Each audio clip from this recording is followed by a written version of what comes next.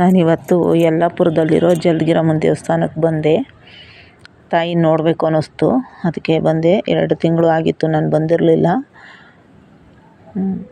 ಯಾಕೋ ಅಮ್ಮನ ನೆನಪಾಯಿತು, ಅದಕ್ಕೆ ಇವತ್ತು ಮಂಗಳವಾರ ಅದಕ್ಕೆ ಬಂದೆ. ಅಂದರೆ ಜನ ಇರಲಿಲ್ಲ ಜಾಸ್ತಿ ಇಲ್ಲಿ. ಜನ ಎಲ್ಲ ಇವತ್ತೇನು ಅಷ್ಟಕ್ಕಷ್ಟೇ ಜನಗಳೇನಿರಲಿಲ್ಲ. ಅಂದರೆ ಅಮಾವಾಸ್ಯೆ ಪೌರ್ಣಮಿಲಿ ಮತ್ತು ಶುಕ್ರವಾರ ಮಂಗಳವಾರ ಎನಿ ಟೈಮು ಜನ ಇದ್ದೇ ಇರ್ತಾರೆ. ಆದರೆ ಇವತ್ತು ಯಾಕೋ ಜನ ಬೆಳಗಿಂದ ಇದ್ರಂತೆ, ಇವಾಗಿಲ್ಲ ಜನಗಳು. ನೋಡಿ ಇಲ್ಲಿ ಮೇಲ್ಗಡೆ ಬೋರ್ಡ್ ಐತಲ್ಲ, ಇಲ್ಲಿ ಯಾವ ಥರ ಅಮ್ಮನ ಹೆಸ್ರುಗಳು ಹಾಕವ್ರೋ ಅದೇ ಥರನೇ ಕೆಳಗಡೆ ಅದೇ ಥರನೇ ದೇವ್ರನ್ನ ಇಲ್ಲಿ ಕುಂಡ್ರಿಸಿರೋದು. ಇದು ಯಡಿಯೂರಲ್ಲಿರೋ ಜಲ್ದಿಗಿರಮ್ಮನೇ ಇಲ್ಲಿ ನೆಲೆಗೊಂಡಿರೋದಂತೆ. ಅವರು ಇಲ್ಲಿ ಪೂಜ್ಕೊಂತ ಇರೋದು. ನಾನು 9 ವರ್ಷದಿಂದ ಹೋಗ್ತಾ ಇದ್ದೀನಿ ಅಮ್ಮನಿಗೆ. ಅಲ್ಲಿ ಯಲ್ಲಾಪುರದಾಗಿರೋವರೆಗೂ ನನಗೆ ಯಾವಾಗ ಮನಸ್ಸಿಗೆ ಆ ಅಮ್ಮನ ನೋಡಬೇಕು ಅನ್ಸೋದು ಅವಾಗೆಲ್ಲ ಹೋಗಿವ್ನಿ. ಈಗ ಈ ಕಡೆ ಬಂದಮೇಲೆ ನಾನು ಹೋಗೋಕ್ಕಾಗಲಿಲ್ಲ, ಅದಕ್ಕೆ ಇವತ್ತು ಹೋಗಿದ್ದೆ. ಜಾಸ್ತಿ ಹೋಗೋಕ್ಕಾಗಲ್ಲ ನಾನು. ಆ ಕಡೆ ನೀಲಿ ಸೀರೆ ಐತಲ್ಲ ಅದು ದೊಡ್ಡಮ್ಮ, ಪಿಂಕ್ ಕಲರ್ ಸೀರೆ ಉಟ್ಕೊಂಡಿರೋದು ಚಿಕ್ಕಮ್ಮ, ಮಧ್ಯದಲ್ಲಿರೋದು ಅರ್ವಿನಮ್ಮ ಅಂತ. ಇಲ್ಲಿ ಏನು ಶಾಸ್ತ್ರ ಅದು ಇದು ಏನು ಹೇಳಲ್ಲ, ಬರೀ ಹೂವು ಆಗುತ್ತಷ್ಟೇ. ಯಾರಾದರೂ ಅವ್ರ ಕಷ್ಟ ಅಂತ ಹೋದರೆ ಹೂವು ಕೊಡ್ತಾಳೆ ಅಮ್ಮ ಅಷ್ಟೇ. ಬಲಗಡೆ ಒಳ್ಳೆದಾಗಿದ್ದರೆ ಬಲಗಡೆ, ಏನಾದರೂ ಪ್ರಾಬ್ಲಮ್ ಇದ್ದರೆ ಮನೆ ಕಡೆ ಏನೋ ಸಮಸ್ಯೆ ಇದ್ದರೆ ಎಡಗಡೆ, ಅಷ್ಟು ಬಿಟ್ಟರೆ ಇನ್ನೇನಿಲ್ಲ ಇಲ್ಲಿ. ನೀಟಾಗೆಲ್ಲ ಪೂಜೆ ಎಲ್ಲ ಮಾಡಿಕೊಡ್ತಾರೆ. ನಾನು ಹೋಗಿದ್ದ ದಿನ ಅಣ್ಣನೂ ಅಷ್ಟೇ ತುಂಬ ಚೆನ್ನಾಗಿ ಮಾತಾಡಿಸಿದ್ರು. ನೀಟಾಗಿ ಪೂಜೆ ಮಾಡಿಕೊಡ್ತಾರೆ. ನಾವೇನೇ ತಗೊಂಡೋಗಿ ಕೊಟ್ರೂ ನೋಡಿ ಆ ಥರ ಎಲ್ಲ ಸೀರೆಗಳೆಲ್ಲ ತಗೊಂಡೋಗಿ ಕೊಟ್ಟವ್ರೆ ನೋಡಿ, ಆ ಥರ ಮೇಲೆ ಹಾಕ್ತಾರೆ. ಅವರೆಲ್ಲೂ ತಗೊಂಡೋಗಿ ಎಲ್ಲೂ ಹೊರಗಡೆ ಇಡೋಲ್ಲ ನೋಡಿ, ಆ ಥರ ಮೇಲೆ ಹಾಕ್ತಾರೆ. ನಾವೇನೇ ತಗೊಂಡೋಗಿ ಕೊಟ್ಟರು, ಒಂದು ಚಿಕ್ಕ ಮಗು ಹೋದ್ರೂ ಪೂಜೆ ಮಾಡ್ತಾರೆ ಇವರು. ಅಣ್ಣ ತುಂಬ ಅಂದರೆ ತುಂಬ ಒಳ್ಳೆಯವರು.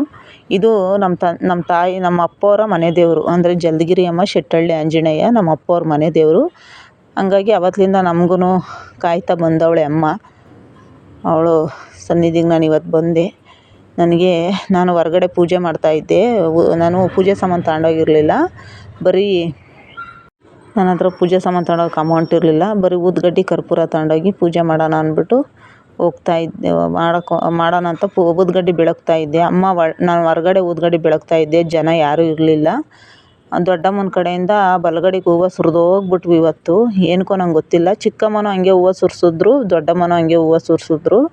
ನೋಡಿ ಇವರೇ ಅಣ್ಣ ಹರೀಶಣ್ಣ ಅಂತ ಪೂಜಾರಪ್ಪನವ್ರ ಹೆಸರು. ಅವಣ್ಣ ಏನೋ ಭಂಡಾರ ಪ್ಯಾಕ್ ಮಾಡ್ತಾವ್ರೆ. ತುಂಬ ಅಂದರೆ ತುಂಬ ಒಳ್ಳೆಯವರು ಅಣ್ಣ. ಯಾವಾಗೋದ್ರೂ ಎಷ್ಟು ನೀಟಾಗಿ ನಿಧಾನವಾಗಿ ಪೂಜೆ ಮಾಡಿಕೊಡ್ತಾರೆ. ಕಾಯೆಲ್ಲ ಹೊಡೆದ್ಬಿಟ್ಟು ಅಷ್ಟೇ ನಿಧಾನವಾಗಿ ಪೂಜೆ ಮಾಡಿಕೊಡ್ತಾರೆ. ಒಂದು ಸ್ವಲ್ಪನೂ ಬೇಜಾರು ಮಾಡ್ಕೊಳ್ಳಲ್ಲ ಜನಗಳ ಮೇಲೆ, ಏನಿಲ್ಲ.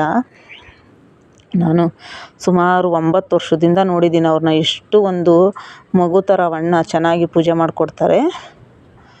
ಯಾರಾದ್ರು ಕಷ್ಟ ಅಂತ ಹೋದರೆ ಅವರೇನು ಚೆನ್ನಾಗಿ ಎಲ್ಲ ಪೂಜೆ ಮಾಡಿಕೊಡ್ತಾರೆ, ಪ್ರಸಾದನೂ ಆಗುತ್ತೆ. ಆಮೇಲೆ ನಾನು ಪೂಜೆ ಮಾಡಬೇಕಾದ್ರೆ ಹೂವು ಎಲ್ಲ ಸುರಿತು. ಇವತ್ತು ಯಾಕೋ ಚಿಕ್ಕಮ್ಮ ದೊಡ್ಡಮ್ಮ ಇಬ್ಬರು ಬಲಗಡೆಗೆ ಹೂವು ಸುರಿಸ್ಬಿಟ್ರು ಇವತ್ತು. ನಾನು ಕೇಳಿದೆ, ಏನಣ್ಣ ಈ ಥರ ಹೂವು ಸುರಿತು ಪೂಜೆ ಮಾಡಬೇಕಾದ್ರೆ ಅಂದೆ. ಒಳ್ಳೆಯದಾಗುತ್ತೆ ಬಿಡಮ್ಮ, ಎಲ್ಲ ಪೂರ್ತಿ ದಟ್ಟನೆ ಬಂದ್ಬಿಟ್ಟೈತೆ ಹೂವಿಂದು ಅಂತವಣ್ಣ. ಏನೋ ನಂಗೆ ಗೊತ್ತಿಲ್ಲ, ನಾನೇನೋ ಕೇಳಬೇಕು ಅಂತಲೂ ಹೋಗಿರಲಿಲ್ಲ. ಹೂವು ಕೇಳಬೇಕು ಮತ್ತು ಏನು ಎತ್ತಂತನೂ ನಾನೇನು ಕೇಳಲಿಲ್ಲ. ಅವರೇ ಇಬ್ಬರೇ ಹೂವು ಕೊಟ್ಟವ್ರೆ ಇವತ್ತು ನನಗೆ. ಏನು ಅಂತಲೂ ನಂಗೆ ಗೊತ್ತಿಲ್ಲ. ಅದೆಲ್ಲ ಅವ್ರಿಗೇನು ಗೊತ್ತಿತ್ತೋ ನನ್ನ ಬಗ್ಗೆ ನಂಗೆ ಗೊತ್ತಿಲ್ಲ. ಅವ್ರಿಗೆ ಗೊತ್ತಿರುತ್ತೆ ಅದ್ರ ಬಗ್ಗೆ, ನನಗೆ ಗೊತ್ತಿಲ್ಲ. ಆದರೆ ಅವ್ರು ಏನಕ್ಕೆ ನನಗೆ ಬಲಗಡೆ ಮಕ್ಕ ಇಬ್ಬರು ಅಷ್ಟೇ ಎಷ್ಟು ಹೂವು ಸುರಿದ್ವು ಅಂದರೆ ಇವತ್ತು ಅಷ್ಟು ಹೂವು ಸುರಿದ್ಬಿಟ್ವು. ನಾನು ಪೂಜೆ ಮಾಡ್ತಾ ನನಗಂತೂ ಸಖತ್ತು ಒಂದು ನನಗಿನ್ನೂ ಅವರೇ ನನ್ನ ಬೆನ್ನಿಂದೆ ನನಗೆ ಕಾಯ್ತಾರೆ ಅನ್ನೋದು ನಂಬಿಕೆ ಅಷ್ಟೇ ನನಗೆ. ನಾನೆಲ್ಲೂ ಶಾಸ್ತ್ರ ಸಂಬಂಧ ಎಲ್ಲೂ ಕೇಳೋಕ್ಕೆ ಹೋಗಲ್ಲ. ನಾನು ನಂಬಿರೋದೇ ಇವ್ರನ್ನ, ಚಾಮುಂಡೇಶ್ವರಿನ, ಜಲ್ದಿಗಿರಮ್ಮನ್ನ, ನನ್ನ ಮನೆ ದೇವ್ರ ಆಂಜನೇಯ, ಆ ರಾಘವೇಂದ್ರ ಸ್ವಾಮಿ ಅಷ್ಟೇ ನಾನು ನಂಬೋದು. ಅಷ್ಟು ಬಿಟ್ಟರೆ ನಾನೆಲ್ಲೂ ಶಾಸ್ತ್ರ ಕೇಳೋದು ಅದು ಇದು ಏನೂ ಕೇಳೋಕ್ಕೆ ಹೋಗಲ್ಲ.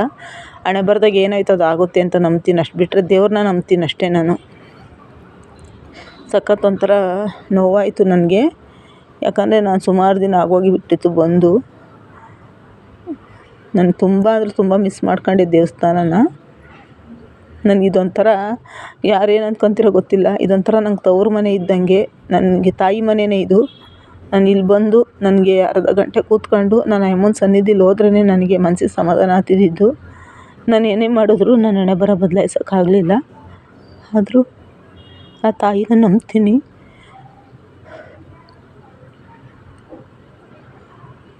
ನಂಗೆ ಆ ತಾಯಿ ಮುಂದೆ ಕೂತ್ಕೊಂಡ್ರೆ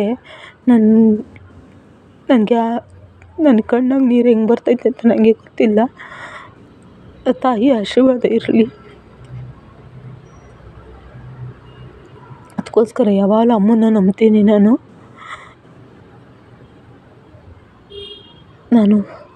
ಆ ಅಮ್ಮನ್ನ ನಂಬೋದು.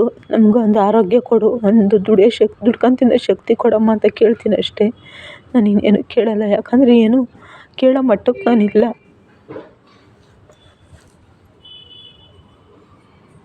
ಯಾಕಂದರೆ ಜನ ನಮ್ಮದವರೆಲ್ಲ ಜನಗಳೆಲ್ಲ ಮೋಸ ಮಾಡ್ತಾರೆ. ಆದರೆ ತಾಯಿ ಯಾವತ್ತೂ ಮೋಸ ಮಾಡಲ್ಲ. ತನ್ನ ಮಕ್ಕಳಿಗೆ ತಾಯಿ ಯಾವತ್ತೂ ಮೋಸ ಮಾಡಲ್ಲ. ನಮ್ಮನ್ನು ಎತ್ತಿರೋ ತಾಯಿ ಒಂದು ಪಕ್ಷ ಮೋಸ ಮಾಡ್ಬೋದು, ಆದರೆ ದೇವತೆ ಯಾವತ್ತೂ ಮೋಸ ಮಾಡಲ್ಲ. ಅವಳು ಜಗತ್ತಿಗೆ ತಾಯಿ, ಅವಳು ಯಾವತ್ತೂ ಮೋಸ ಮಾಡಲ್ಲ. ನೋಡಿ, ಇದು ಬಲಿ ಇದು ಅಂದರೆ ಇದು ಶಾಂತಿ ಮಾಡಿಸ್ತಾರಲ್ಲಿ ಏನಾದರೂ ಪ್ರಾಬ್ಲಮ್ ಇದ್ದರೆ. ನೋಡಿ, ಚೆನ್ನಾಗೈತೆ ದೇವಸ್ಥಾನ. ಸುತ್ತಮುತ್ತ ಎಲ್ಲ ವಾತಾವರಣ ಎಲ್ಲ ಚೆನ್ನಾಗೈತೆ. ನಾನಂತೂ ತುಂಬ ಅಂದರೆ ತುಂಬ ಮಿಸ್ ಮಾಡ್ಕೊಂಡೆ. ಅವ ಅಣ್ಣ ಚೆನ್ನಾಗಿ ಮಾತಾಡಿಸಿದ್ರು. ಏನಮ್ಮ, 1 ವರ್ಷ ಆಯಿತು ನಿಮ್ಮನ್ನು ನೋಡಿ, ಇವತ್ತು ಬರ್ತಾ ಇದ್ದೀರಾ ಅಂದರು. ನಾನು ಓದ್ತಿದ್ದಂಗೆ ನಾನು ನಿಂಬೆಹಣ್ಣು ಏನೂ ತಗೊಂಡೋಗಿರಲಿಲ್ಲ. ಅಣ್ಣನೇ ನನಗೆ ನಿಂಬೆಹಣ್ಣು ಮತ್ತು ತೀರ್ಥ ಮತ್ತು ಭಂಡಾರ, ಹೂವು, ಅಮ್ಮನ ಮ್ಯಾಗಳು ಪ್ರಸಾದ ಎಲ್ಲ ಅಣ್ಣನೇ ಕೊಟ್ಟರು. ಇವತ್ತು ಮಂಗಳಾರತಿ ಎಲ್ಲ ಕೊಟ್ಟು ಅಣ್ಣನೇ ಕೊಟ್ಟರು. ಇವತ್ತು ನಾನೇನೂ ತಗೊಂಡೋಗಿರಲಿಲ್ಲ. ಪ್ರಸಾದ ತೀರ್ಥ ಎಲ್ಲ ಅಣ್ಣನೇ ತಂದೀಚೆ ಕೊಟ್ಟರು. ಅವರು ಮಿಸ್ಸಸ್ಸು ಅಷ್ಟೇ ಚೆನ್ನಾಗಿ ಮಾತಾಡಿಸಿದ್ರು. ನನಗೂ ತುಂಬ ಒಂಥರ ಮನಸ್ಸಿಗೆ ಸಮಾಧಾನ ಆಯಿತು. ಅವರು ಯಾರೇ ಹೋಗಲಿ, ಆ ದೇವಸ್ಥಾನಕ್ಕೆ ಭಕ್ತಾದಿಗಳು ಯಾರೇ ಹೋಗಲಿ ಎಲ್ಲರ ಹತ್ರನೂ ಚೆನ್ನಾಗಿ ಮಾತಾಡಿಸ್ತಾರೆ. ಆಮೇಲೆ ಗುರುತು ಯಾರಾದರೂ ಒಂದು 2-3 ಸಲ ಹೋಗಿ ಗುರುತು ಪರಿಚಯ ಆಗಿಬಿಟ್ರೆ ಅಂತೂ ಇದ್ದಿದ್ದು ಚೆನ್ನಾಗಿ ಮಾತಾಡಿಸ್ತಾರೆ. ಯಾಕಂದರೆ ಪಾಪ ಅವರು ಒಂದು ಸ್ವಲ್ಪನೂ ದುರಹಂಕಾರ ಮಾಡಲ್ಲ. ಆಮೇಲೆ ಅಷ್ಟೇ ಒಂದು ಒಳ್ಳೆ ಮನುಷ್ಯ. ಯಾರನ್ನೂ ಅಷ್ಟೊಂದು ಇದು ಮಾಡಲ್ಲ ಅಣ್ಣ. ತುಂಬ ಅಂದರೆ ತುಂಬ ಒಳ್ಳೆಯವರು. ಎಲ್ಲರನ್ನೂ ನಗ್ನಗ್ತಾ ಮಾತಾಡಿಸ್ತಾರೆ. ಇದು ಪ್ರಸಾದ ಅಮ್ಮಂದು ಬೆಲ್ದನ್ನ.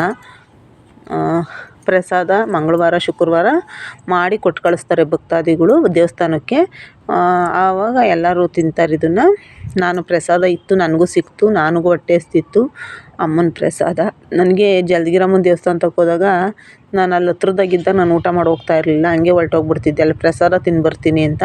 ಇಲ್ಲಿಂದ ಸ್ವಲ್ಪ ಊಟ ಮಾಡ್ಕೊಂಡು ಹೋಗ್ತೀನಿ, ದೂರ ಅಲ್ವಾ, ಒಂದು ಸ್ವಲ್ಪ ದೂರ ಅಲ್ವಾ ಅಂತ. ನನ್ನ ವಿಡಿಯೋ ನೋಡಿದ್ದಕ್ಕೆ ಧನ್ಯವಾದ.